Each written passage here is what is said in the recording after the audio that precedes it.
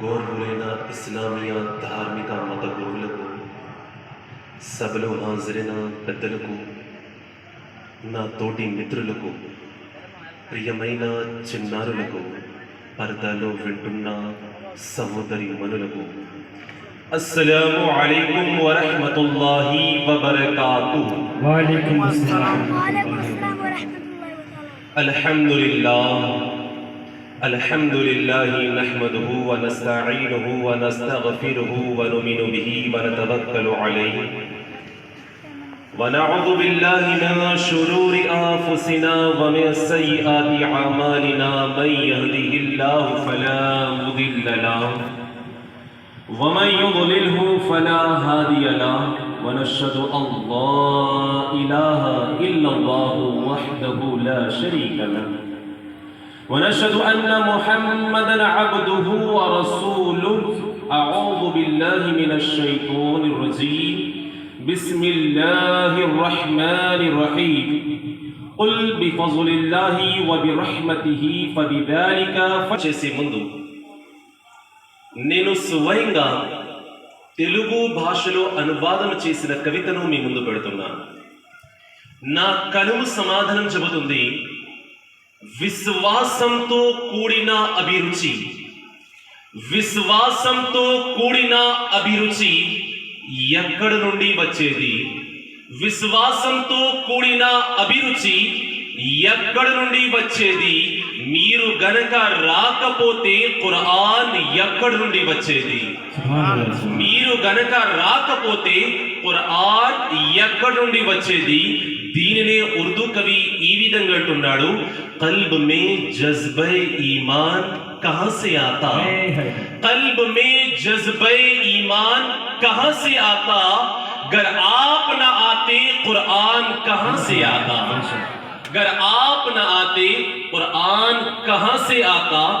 नीकै अर्पितम ना प्राणम, नीकै अर्पितम ना प्राणम ओ रबीउल अव्वल. नीकै अर्पितम నా ప్రాణం ఓ రబీయుల్ అవ్వల్.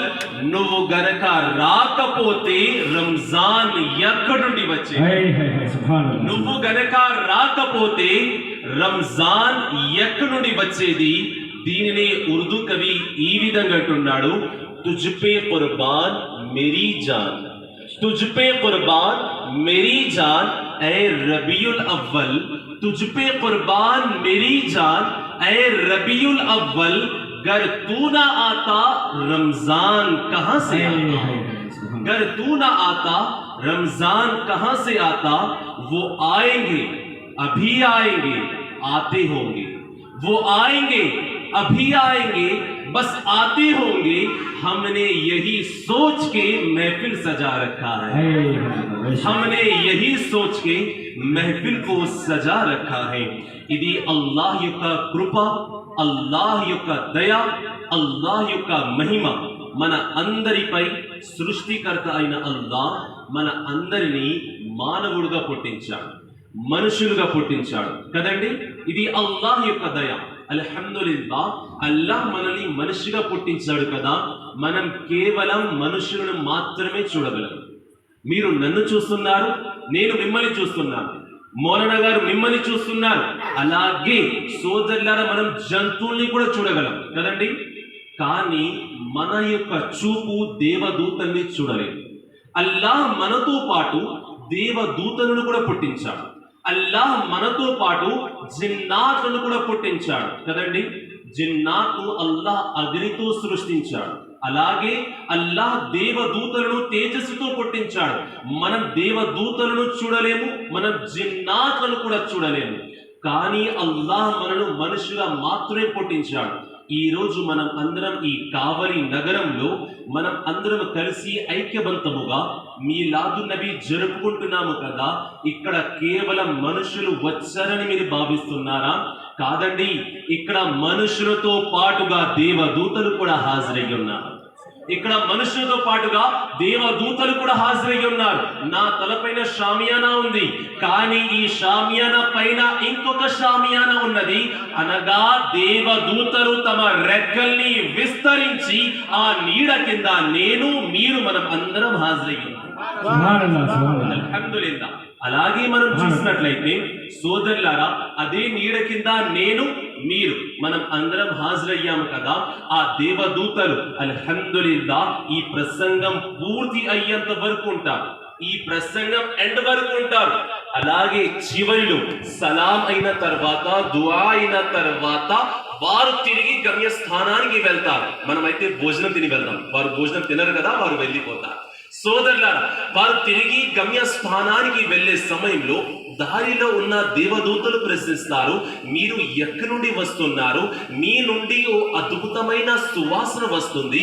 ఈ యొక్క సువాసన స్వర్గంలో కూడా లేదు కదా, స్వర్గంలో లేనటువంటి సువాసన మీ దగ్గర నుండి ఎట్ట వస్తుంది? ఈ ప్రశ్న విన్న తర్వాత వారు సమాధానం చెప్తారు, మేము కావలి వెళ్ళాము, అక్కడ మీలాది యొక్క సభ జరిగింది, అక్కడ మేము వెళ్ళినప్పుడు ఆ యొక్క సభలో స్వయంగా మహాప్రవక్త వారు హాజరయ్యారు. ఆయన యొక్క దేహం నుండి వచ్చిన సువాసన మా శరీరానికి తాకింది. ఆ యొక్క సువాసన మాది కాదు, ఇది మహాప్రవక్త వారి. नारे तकबीर, जश्न ईद मिलादुन नबी, सरकार की आमद, दिलदार की आमद, मुख्तार की आमद. పవిత్రమైన కార్యక్రమంలో హాజరయ్యారు. ఇది నేను శబ్దం వినండి, దేవదూతలు సమాధానం చెబుతున్నారు. ఆ తర్వాత ముందు ముందు వినండి, భూమి నుండి వెళ్ళిన దేవదూతల యొక్క సమాధానం విన్న తర్వాత ఆకాశంలో ఉన్న దేవదూతలు కూడా సమాధానం చెప్తారు. అయితే మమ్మల్ని కూడా ఆ స్థానం వద్దకు తీసుకువెళ్ళండి, మేము కూడా హాజరవుతాము. భూమి నుండి వెళ్ళిన దేవదూతలు సమాధానం చెప్తారు, వెళ్ళి ఏం ప్రయోజనం?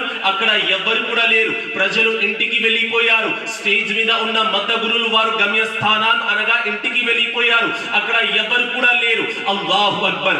ఈ మాట విన్న తర్వాత ఆకాశంలో ఉన్న దేవదూతలు సమాధానం చెప్తారు, అయినా సరే అక్కడ ఎవరు లేకపోయినా సరే, మత గురువులు ప్రజలు లేకపోయినా సరే, మమ్మల్ని ఆ స్థానం వద్దకు తీసుకువెళ్ళండి, మేము అక్కడికి వెళ్తాము. ఏ నేలలో అయితే మహాప్రవక్త వారు తాకారు, ఏ నేల అయితే మహాప్రవక్త వారిని తాకిందో ఆ నేలని మేము కూడా తాకుతాము, ఆ నేల యొక్క దర్శనం మేము కూడా చేస్తాము, ఆ స్థానానికి మేము ముద్దు పెట్టుకుంటాము. సోదరులారా, మహాప్రవక్త సల్లల్లాహు అలైహి వసల్లం వారి యొక్క ప్రేమ కేవలం మనుషుల్లోనే కాదు, దేవదూతల్లో కూడా ఉంది. మీలాలో రావడం యొక్క కోరిక మనుషులకే కాదు, దేవదూతలు కూడా ఉంది. ఆ యొక్క దేవదూతలు సమాధానం చెప్తారు. ఆ తర్వాత మేము నిలబడి మహాప్రవక్త వారి పైన ప్రేమగా సలాం చదువుతాము, దురూద్ కూడా చదువుతాము. అందుచేత ఒక కవి ఈ విధంగా అంటున్నాడు, జహా జిక్రే హబీబ్ होता है वहां खुदा खुद करीब होता है, महफिले मीलाद पे आने वाला बड़ा ही खुशनसीब होता है. नारे तकबीर, नारे रिसालत, जश्न ईद मिलादुन नबी, जश्न ईद मिलादुन नबी, सरकार की आमद. जोर से बोलो, ऊंचा बोलो, नारे तकबीर, नारे रिसालत, जिंदाबाद. महफिले मीलाद में आने वाला बड़ा ही खुश नसीब होता है. అల్హమ్దులిల్లాహ్, అల్లాహ్ మన అందరిని పిలిచాడు, అల్లాహ్ మన అందరిని ఆహ్వానించాడు. అందుచేతి కదా మనం అందరం ఇక్కడ హాజరయ్యాము. లేదంటే పిలవని పేరాండానికి మనం వెళ్తామా అండి? ఒకవేళ మన స్నేహితుడి యొక్క పిల్లవాడి యొక్క వివాహం అయినా మన మిత్రుడు పిలవకపోతే మనం వెళ్తామా? అటువంటిది ఇక్కడ ఎవరు పిలిచారు? కమిటీ వారు కాదు, ఎవరు కాదు. సోదరులారా, మత గురువులు కాదు, మరి ఎవరు? ఎవరి కోసం అయితే అల్లాహ్ ఆకాశాన్ని, ఈ యొక్క భూమిని, ఎవరి కోసం అయితే అల్లాహ్ స్వర్గాన్ని, ఎవరి కోసం అయితే అల్లాహ్ 7 ఆకాశాలను, దేవదూతలను, జిన్నాతులను, మనుషులను పుట్టించాడో అనగా జగత్ మహాప్రవక్త ముహమ్మద్ ముస్తఫా సల్లల్లాహు అలైహి వసల్లం వారు స్వయంగా నన్ను, మిమ్మల్ని, ధార్మిక పండితుల్ని, కోనేన్ గారిని, షంషీర్ గారిని కూడా మహాప్రవక్త వారి ఆహ్వానించారు. కమిటీ వారిని కూడా మహాప్రవక్త వారి ఆహ్వానించారు. దీని యొక్క అనువాదమే ఒక ఉర్దూ కవి ఈ విధంగా అంటున్నాడు, మెహబూబ్ కి మెహబూబ్ కో మెహబూబ్ సజాతే హై, ఆతే హై వహీ జిनको सरकार बुलाती है. नारे तकबीर, नारे रिसालत, मसलक आला हजरत, सरकार की आमद, मुख्तार की आमद, दिलदार की आमद, सच्चे की आमद, अच्छे की आमद, प्यारे की आमद. नारे तकबीर, नारे रिसालत, सरजमीन कावली, कावली का सुन लाते हैं వీరేం భావిస్తున్నారు మిమ్మల్ని కమిటీ వారు మిమ్మల్ని ధార్మిక పండితులు లేదంటే మిమ్మల్ని అనౌన్స్మెంట్ సోషల్ మీడియా పిలిచిందని భావిస్తున్నారా కాదండి మరి ఎవరు పిలిచారు అల్హమ్దులిల్లా సుమ్మా అల్హమ్దులిల్లా ఈ మాట మనం చెప్పగలము మన అందరిని మహాప్రవక్త వారి ఆహ్వానించారు రండి అదే ప్రేమలో మునిగి ఒకసారి ప్రేమగా ఆప్యాయతగా దురూద్ షరీఫ్ చదవండి అల్లాహుమ్మ సల్లి అలా సయ్యదినా వ షఫీనా వ నబీనా వ మౌలానా ముహమ్మద్ వ బారిక్ వసల్లిం అందరం హాజరయ్యాం ఒకసారి దురూద్ షరీఫ్ చదవండి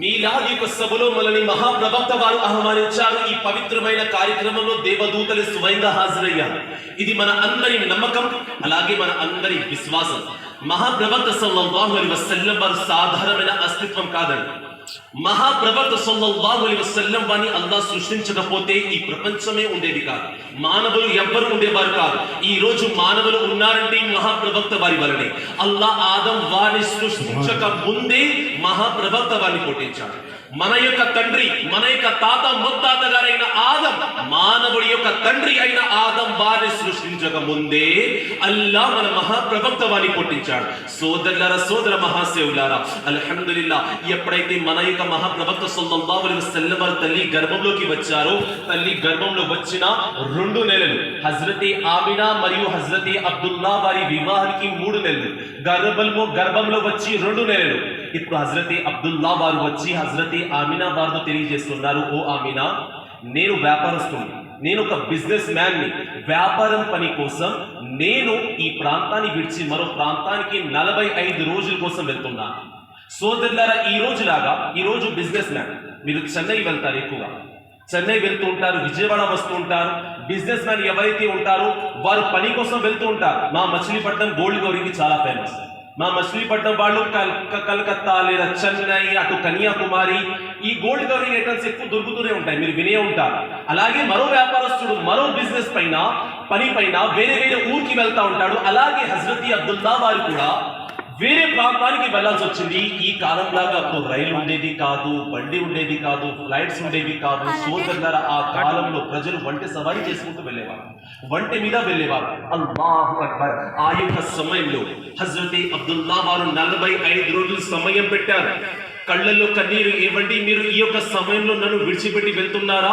2 నెలల గర్భిణి నేను ఈ యొక్క సమయంలో మీ యొక్క అవసరమే కదా నాకు ఉండాల్సింది ఈ సమయంలో నాతో ఎవరు ఉంటారు ఆ సమయంలో ఆయన తెలియజేస్తున్నారు నా తండ్రి గారు ఉన్నారు నా అమ్మ ఉంది అలాగే నా అన్న తమ్ముడు కూడా ఉన్నారు నా చెల్లి కూడా ఉంది ఏమైనా అవసరమైతే నీ యొక్క అత్తను అడుగు నా చెల్లెలు ఉన్నారు వారు సహాయం చేస్తారు సోదరులారా ఈ విధంగా భార్యకి సాగు చెప్పి ఆయన అక్కడి నుంచి వెళ్ళిపోయారు మొత్తం 45 రోజులు పూర్తి అయ్యాయి ఇప్పుడు 46వ రోజు వచ్చింది ఇప్పుడు భర్త ఇంటికి తిరిగి వస్తాడని ఆమె ఎదురు చూస్తుంది కొత్త వస్త్రాలు ధరించింది తల స్నానం చేసింది ఇంట్లో మంచి ఆహారం తయారు చేసింది అల్లాహు అక్బర్ నమాజే జోహర్ యొక్క సమయం అనగా మిట్ట మధ్యాహ్నం అయింది ఆ తర్వాత కూడా అబ్దుల్లా వారు ఇంటికి రాలేదు సాయంత్రం అయింది అయినా సరే అబ్దుల్లా వారు ఇంటికి రాలేదు సోదరులారా ఇషా సమయం అవుతూ వచ్చింది అయినా సరే హజ్రతి అబ్దుల్లా వారు ఇంటికి రావడం లేదు ఇప్పుడు కళ్ళు ఎదురు చూస్తున్నాయి నా భర్త 45 రోజులు చెప్పారు కదా ఇప్పుడు 46వ రోజు అయింది అయినా సరే నా భర్త ఎందుకు రాలేదు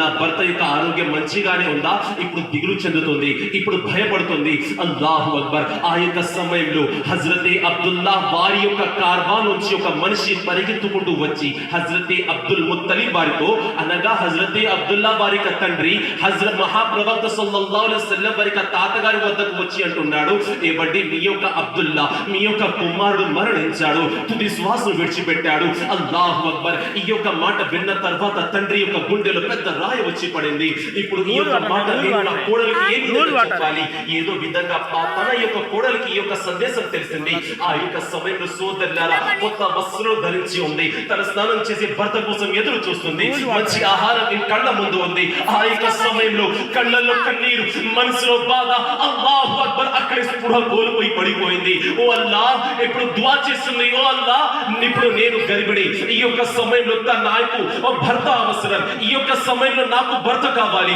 కేవలం వివాహం అయ్యి 3 నెలల్లోనే నన్ను విధవ చేసేసినావా? నేను ఎవరి యొక్క సహాయం కొరకు ఈ యొక్క ప్రపంచంలో సజీవంగా ఉండాలి? ఎవరిపైన ఆధారపడాలి? నా యొక్క మావయ్య, నా యొక్క అత్త పైన నేను భారంగా మారుతాను.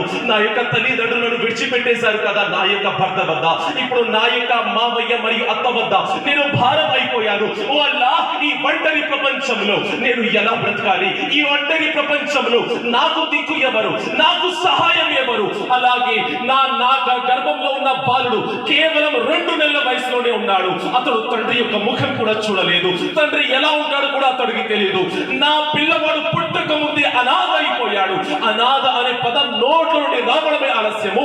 అల్లా సమాధానం చెబుతున్నాడు, ఓ ఆమినా నువ్వు భయపడవద్దు, ఓ ఆమినా నువ్వు దిగులు చెందవద్దు. నీ యొక్క బాలుడు అనాథ బాలుడు కాదు, నీ గర్భంలో ఉన్న బాలుడు సాధారణమైన బాలుడు కాదు. అతన్ని ఏనాడు కూడా నువ్వు అనాథ అని పిలవద్దు. ఎందుకంటే ఈ ప్రపంచంలో అడుగు పెట్టబోయే అనాథ పిల్లలందరికీ నీ కుమారుడే నాయకుడు అవుతున్నాడు. అలాగే అనాథల అందరికీ నీ యొక్క కుమారుడే నీడగా మారబోతున్నాడు. దీని యొక్క అనువాదమే బరేలీలో ఉన్న నా యొక్క ఇమాం, మీ యొక్క ఇమాం, అహ్లె సున్నత్ యొక్క ఇమాం ఆలా హజరత్ అజీముల్ బర్కత్ ఇమాం ఇష్క్ ముహమ్మద్ అషాహ్ ఇమాం అహ్మద్ రజా ఖాన్ వారు తెలియజేస్తున్నారు, సబ్సే ఆలా హు ఆలా హమారా నబీ, సబ్సే పాలా హు ఆలా హమారా నబీ. सुभान अल्लाह, नारे तकबीर, हाथों को लहरा के नारे तकबीर, नारे रिसालत, मसलक आला हज़रत सरकार की आमद, जश्न ईद मिलादुन नबी, नारे तकबीर, सुभान अल्लाह, सुभान अल्लाह. ఓ ఆమినా, అన్ని ఏనాడు కూడా అనాథ అని పిలవద్దు. సోదరులారా, ఈ విధంగా మహాప్రవక్త సల్లల్లాహు అలైహి వసల్లం వారు ప్రపంచంలో అడుగు పెడుతున్నారు. ఇంకా ఈ ప్రపంచంలో రాలేదండి. మహాప్రవక్త సల్లల్లాహు అలైహి వసల్లం వారు ఈ ప్రపంచంలో అడుగు పెట్టక ముందు మక్కా యొక్క చరిత్ర చాలా దారుణంగా ఉండేది. ఎంత దారుణంగా ఉండేదంటే వాటిని మనం మాటల ద్వారా వివరించలేదు. కన్నా కూతురు పుట్టినట్లయితే తండ్రి తీసుకువెళ్ళి కబ్రస్థాన్లో పాతు పెట్టేసేవాడు. తన ముఖంపై మట్టి చల్లేవాడు. భర్త చనిపోయినట్లయితే భార్యకి ఎంత బాధ కలుగుతుంది? తను విధవ అయిపోతుంది. మంచి కార్యాలలో తన యొక్క నీడ కూడా పడనివ్వరు. అలాగే అటువంటి సమయం ఒక మహిళకి అందరికన్నా పెద్ద బాధాకరమైన విషయం ఉంటుంది. తన తండ్రి చనిపోతే తనకి బాధ కలుగుతుంది. తన అన్నయ్య తమ్ముడు చనిపోతే బాధ కలుగుతుంది. కన్న కుమారుడు చనిపోతే కూడా బాధ కలుగుతుంది. తన రక్తాన్ని పంచుకు పుట్టిన తన యొక్క వారసుడు చనిపోయినా సరే తనకి బాధ కలుగుతుంది. కానీ అందరికన్నా ఎక్కువ బాధ తనకి ఎప్పుడు కలుగుతుంది? తన భుజాలపై ఉన్న ఆ యొక్క ధైర్యం ఇచ్చే చెయ్యి అనగా తన యొక్క భర్త చనిపోతే ఆ బాధను తను సహించలేదు. ఇది వాస్తవం కదండి సోదరులరా. ఎందుకంటే ఈ యొక్క ప్రేమ అటువంటి ఈ ప్రపంచంలో మొట్టమొదటి ప్రేమ హజరతి ఆదం మరియు హజరతి హవ్వ వారిది. అల్లాహ్ వారి ఇద్దరి మధ్య పెట్టిన మొట్టమొదటి ప్రేమే భార్య భర్త ప్రేమ. అటువంటి గొప్ప ప్రేమ సోదరులారా, భర్త చనిపోతే ఆ యొక్క బాధను భార్య సహనం చేయలేదు. అటువంటిది భర్త చనిపోయిన తర్వాత మక్కా యొక్క నగరంలో ఆ యొక్క మహిళని ఇంటి బయటికి ఈడ్చుకుని తీసుకువచ్చేవారు. అల్లాహు అక్బర్. ఈడ్చుకు వచ్చేవాడు ఎవడో తెలుసా? తన యొక్క వారసుడే, తన యొక్క కుమారుడే. అల్లాహు అక్బర్. తన యొక్క కుమారుడు తన యొక్క తల్లిని ఈడ్చుకుంటూ ఇంటి బయటికి తీసుకువచ్చేవాడు. ఆ తర్వాత నగరంలో ఉన్న పెద్దలు వచ్చి ఆ మహిళని ఊరి బయటికి పంపించేసేవారు. అల్లాహు అక్బర్. ఊరి బయట ఒక చిన్న గుడిసెలో ఉంచేవారు. అదే గుడిసెలో తను సంవత్సరం పాటు అందులోనే ఉండాలి. ఎన్ని రోజులు? సంవత్సరం పాటు అదే గుడిసెలో నివసించాలి.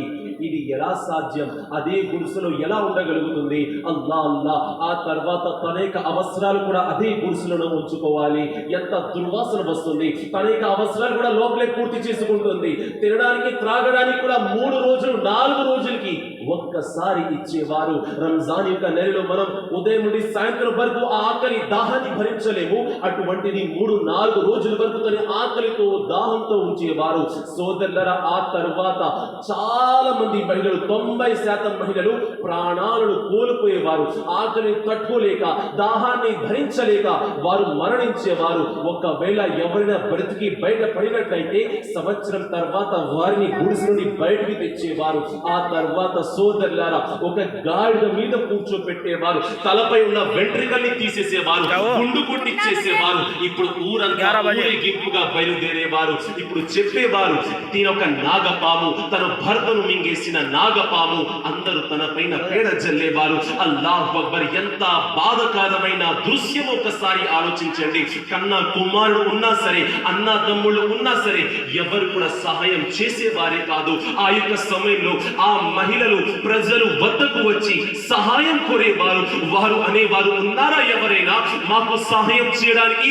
ఉన్నారా ఎవరైనా మమ్మల్ని ఆదుకోవడానికి? ఉన్నారా ఎవరైనా మా గుండెలు ధైర్యాన్ని నింపడానికి? వారు ప్రజల యొక్క కాళ్ళ మీద పడేవారు. అయినా సరే ఎవరు కూడా వారి వైపు చూసేవారే కాదు. వారిపైన తిరిగి తేడా వేసేవారు కానీ వారిని ఎవరు కూడా దగ్గరికి రానిచ్చేవారు కాదు. ఆ యొక్క సమయంలో ఆ మహిళలు అందరూ ఒకేసారి పోగై అల్లాహ్ ముందు వారి యొక్క చేయి చాపుకొని అల్లాహ్కు ఫర్యాదు చేస్తున్నారు. ఓ సృష్టికర్త, నువ్వే కదా మానవుల్ని పుట్టించిన వాడివి, నువ్వే కదా ఒక పురుషుని యొక్క స్త్రీని పుట్టించిన వాడివి, నువ్వే కదా సృష్టికర్తవి. అందుచేత మేము నిన్నే ప్రశ్నిస్తున్నాము, ఈ యొక్క భేదభావం మాకు ఎందుకు? ప్రజలు మమ్మల్ని ఇంత చిన్న చూపు చూస్తున్నారు ఎందుకు? నేను రక్తాన్ని పాలు రూపంలో త్రాగించిన నా యొక్క కుమారుని చీకొడుతున్నాడు కదా, నేను ప్రజల దగ్గర వెళ్ళి ఇంకా ఏం మర్యాద చేయాలి? ఓ అల్లాహ్, ఎవరినైనా పంపించు. మా గుండెల్లో ధైర్యాన్ని నింపి ధైర్యవంతుడిని పంపించు. మా భుజాల పైన చేయి పెట్టి ఓ ధైర్యం చెప్పి ఓ ధైర్యవంతుడిని పంపించు.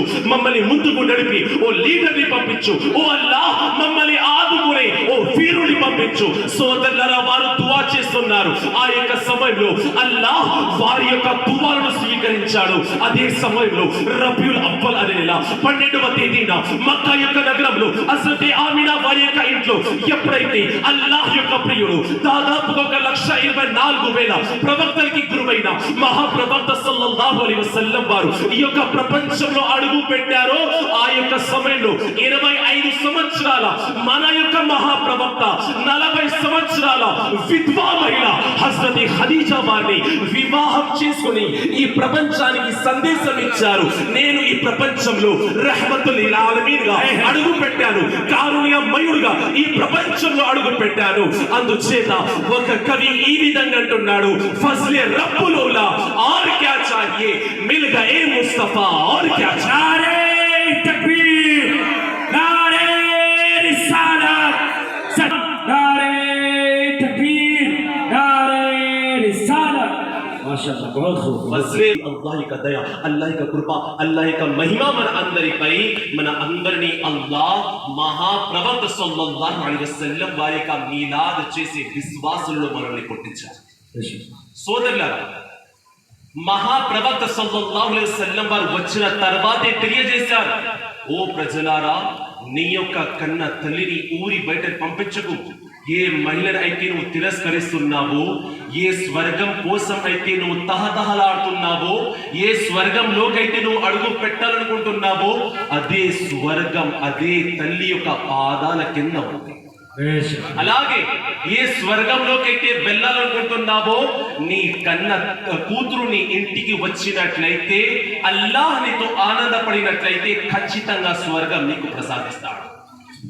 బేటీ రహ్మత్ అనగా బేటీ కారుణ్యాన్ని తీసుకువస్తుంది. అల్హమ్దులిల్లాహ్. సోదరులారా, ఎప్పుడైతే కూతురు ఇంట్లో పుడుతుందో, సోదరులారా, కారుణ్యాన్ని తీసుకొస్తుందని తెలియజేసిన సందేశం మహాప్రవక్త వారు. అల్హమ్దులిల్లాహ్. ఒకసారి ప్రేమగా ఆప్యాయతగా దురూద్ షరీఫ్ చదవండి. సయ్యదనా షఫీనా హబీబినా నబీనా మౌలానా సల్లల్లాహు అలైహి వసల్లం వారు తల్లి గర్భంలోనే వచ్చారు. 3 నెలల నుంచి 5 నెలల వరకు సమయం వచ్చింది. ఇప్పుడు బీబీ ఆమినా వారు తెలియజేస్తున్నారు, అనగా మహాప్రవక్త వారికి తెలియజేస్తున్నారు, ఎప్పుడైతే నేను రాత్రి పూట విశ్రాంతి తీసుకుంటున్నానో, ఆ యొక్క సమయంలో నా యొక్క కలలో హజరతే ఆదం వారు వస్తున్నారు. నాయక కళలో హజరతే షీస్ వారు వస్తున్నారు. నాయక కళలో హజరతే దావూద్ వారు వస్తున్నారు. ప్రతిరోజు ఒక్కొక్క ప్రవక్త నా కళలోకి వస్తున్నారు, నాకు శుభాకాంక్షలు తెలియజేస్తున్నారు. చివరికి నా కళలోకి హజరతే ఈసా వారు వచ్చి అంటున్నారు, ఓ ఆమినా, నీ యొక్క స్థానం చాలా ఉన్నతమైనది. ఇప్పటి వరకు నా తల్లి స్థానం చాలా ఉత్తమం, బీబీ మరియం వారి యొక్క స్థానం చాలా ఉత్తమం. అల్హమ్దులిల్లా, ఎందుకంటే ఆమె హజరత్ ఈసా వారి యొక్క తల్లి కాబట్టి, ఒక ప్రవక్త యొక్క తల్లి కాబట్టి. కానీ నా తల్లి కన్నా నీ యొక్క స్థానం చాలా ఉత్తమం. ఎందుకంటే నువ్వు ఎవరి యొక్క తల్లియో తెలుసా? నా యొక్క గురువు దాదాపు 1,24,000 ప్రవక్తలకి గురువైన మహాప్రవక్త వారికి నువ్వు తల్లి కాబోతున్నావు. ఈ ప్రపంచంలో ఏ మహిళ స్థానం కూడా నీకు ఈక్వల్ కాదు. అందరి మహిళల కంటే నీ యొక్క స్థానం చాలా ఉత్తమము. అల్హమ్దులిల్లా, ఈ విధంగా ప్రవక్తలు అందరూ వచ్చారు, శుభాకాంక్షలు తెలియజేస్తున్నారు. ఈ రోజు మనం మీలాదున్ నబీ ముబారక్ అని స్టేటస్ లో పెట్టుకుంటాం, ఇన్స్టాగ్రామ్ లో స్టోరీస్ పెట్టుకుంటాం, ఫేస్బుక్ లో స్టోరీస్ పెట్టుకుంటాం, ఒకరు కలిసినప్పుడు ఈద్ ముబారక్ అని కూడా చెప్పుకుంటాము. ఎందుకంటే ఇది ప్రవక్తల యొక్క సున్నత్ కాబట్టి మనం ఒకరికి ఒకరు ముబారక్ చెప్పుకుంటాము, శుభాకాంక్షలు తెలియజేసుకుంటాం. అల్హమ్దులిల్లా, ఇది ప్రవక్తల యొక్క సున్నత్. ఇది నేను తెలియజేసిన మాట కాదు. హజరత్ ఆదం నుండి హజరత్ ఈసా వరకు ప్రతి ప్రవక్త వచ్చి శుభాకాంక్షలు తెలియజేస్తున్నారు. అంతటితో పూర్తయింది అనుకుంటున్నారా? కాదండి, ఇంకా ముందు ఉంది. ఎప్పుడైతే మహాప్రవక్త సల్లల్లాహు అలైహి వసల్లం వారు తల్లి యొక్క గర్భంలోకి వచ్చారు, తల్లి గర్భంలోకి వచ్చిన తర్వాత ప్రతిరోజు ప్రవక్తలు కల్లో వస్తున్నారు, శుభాకాంక్షలు తెలియజేస్తున్నారు, వెళ్ళిపోతున్నారు. ఇప్పుడు హజరతే ఆమినా వారి దేహం నుండి ఓ సువాసన వస్తుంది. ఇప్పుడు నేను తెలియజేశాను, అదేమిటంటే భర్త చనిపోయిన తర్వాత భార్యకి నగరం బయట ఉంచేవారు, మక్కా బయట ఉంచేవారు. మన భారతదేశంలో కూడా చూసి ఉంటారు, భర్త చనిపోతే తన యొక్క చితాతో పాటు తనని కూడా కాల్ చేసేవారు. సోదరులారా, కానీ హజరతే ఆమినా వారిని కూడా ఉంచారా? నగరం బయట బహిష్కరించారా? రిజెక్ట్ చేశారా? అయితే జాగ్రత్తగా తెలుసుకోండి, హజరతే ఆమినా వారి పైన ఎవరు కూడా చెయ్యి వెయ్యలేదు, ఎవరు కూడా ఊరు నుండి బయటికి పంపించలేదు. ఎందుకండి అని అంటే ఆమె చాలా ఉత్తమమైన కుటుంబంలో జన్మించింది కాబట్టి. సోదరులారా, మహాప్రవక్త సల్లల్లాహు అలైహి వసల్లం వారిని అల్లాహ్ మక్కా యొక్క నగరంలో హాషిం వారి యొక్క కుటుంబం అంటే చాలా ఉన్నతమైన కుటుంబం. ఈ రోజుల్లో ఠాగూర్ వారికి కూడా అంత గౌరవం లేదు, ఆ వారి కన్నా ఎన్నో రెట్లు ఎక్కువ గౌరవం ఆ యొక్క కుటుంబానికి ఉంది.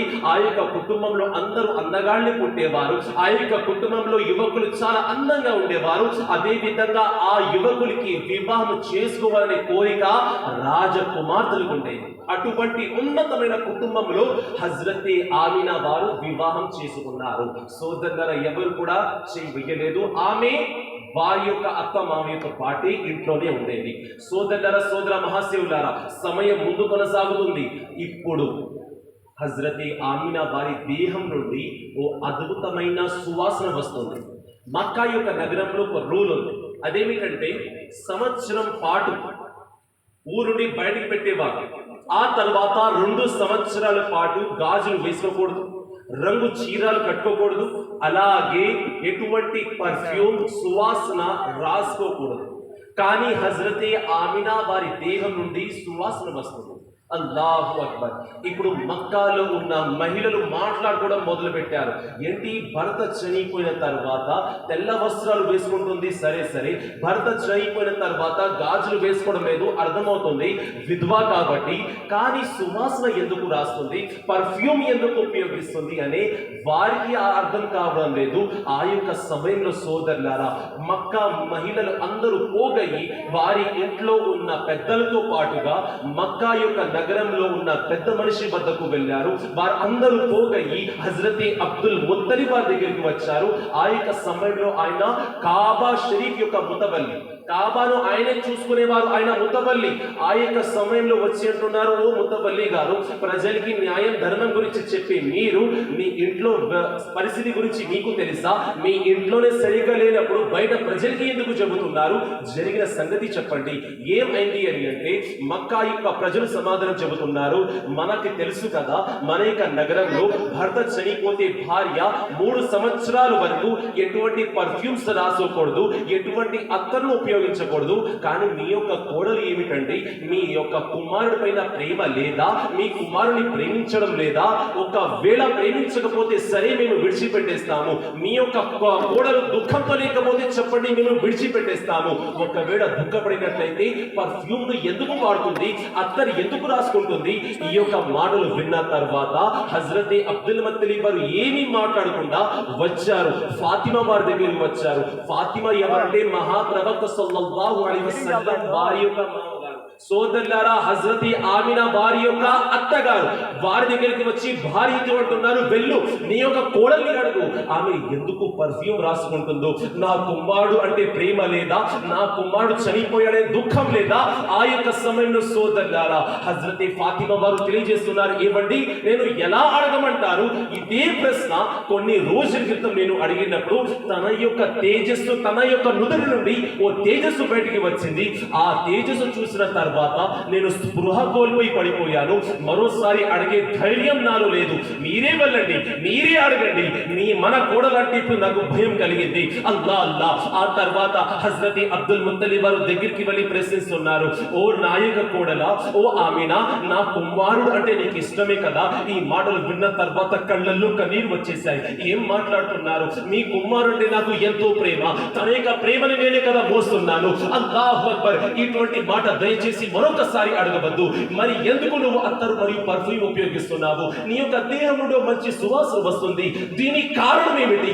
ఎందుకు రాసుకుంటున్నావు? అల్లాహు అక్బర్. ఆ యొక్క సమయంలో హజరత్ ఆమినా వారు ఇంటి బయటికి వచ్చేసారు. బయటికి వచ్చి గొప్ప మట్టి తీసుకున్నారు. మట్టి తీసుకున్న తర్వాత హజరత్ అబ్దుల్ ముత్తలిబ్ ఆ యొక్క మావయ్య వారి యొక్క చేతిలో పెట్టారు. పెట్టి అంటున్నారు, ఓ మావయ్య గారు, ఈ మట్టిని ఒక్కసారి మీరు పీల్చండి, ఎటువంటి వాసన వస్తుందో నాకు చెప్పండి. ఆ మట్టిని పీల్చారు, ఓ మంచి సువాసన వస్తుంది. ఆ తర్వాత ఒక మంచి నీళ్లు బాటిల్ తీసుకువచ్చారు. ఆ తర్వాత మంచి నీళ్ళని ఆయన యొక్క చేతిలో పోశారు. ఓ ఏమండి మావయ్య గారు, ఆ యొక్క సువాసన పీల్చండి. నీళ్ళలో ఎటువంటి సువాసన వస్తుందా? రాదు కదా.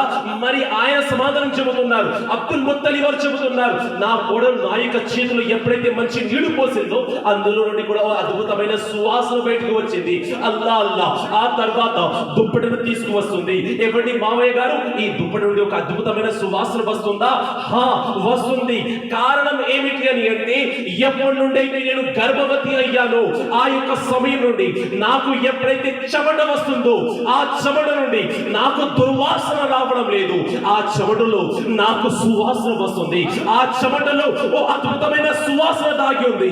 ఎప్పుడైతే మట్టిని ముట్టుకుంటున్నాను వాటి నుండి కూడా సువాసన వస్తుంది. నీళ్ళని ముట్టుకుంటున్నాను, నీళ్ళ నుండి కూడా సువాసన వస్తుంది. నా యొక్క బట్టల నుండి కూడా ఓ అద్భుతమైన సువాసన వస్తుంది. ఈ యొక్క సువాసన యొక్క కారణం నేను కాదు, నా గర్భంలో ఉన్న కుమారుడు ఎప్పుడైతే నా గర్భంలోకి వచ్చాడో ఆ సమయం నుండి ఓ అద్భుతమైన సువాసన ప్రతిరోజు నా దేహం నుండి వస్తుంది. దీని యొక్క అనువాదమే ఓ కవి ఈ విధంగా అంటున్నాడు, ఇతనే జన్నత్ మే భీ ఐసీ ఖుష్బూ కహా జైసీ ఖుష్బూ నబీ కే పసీనే మే.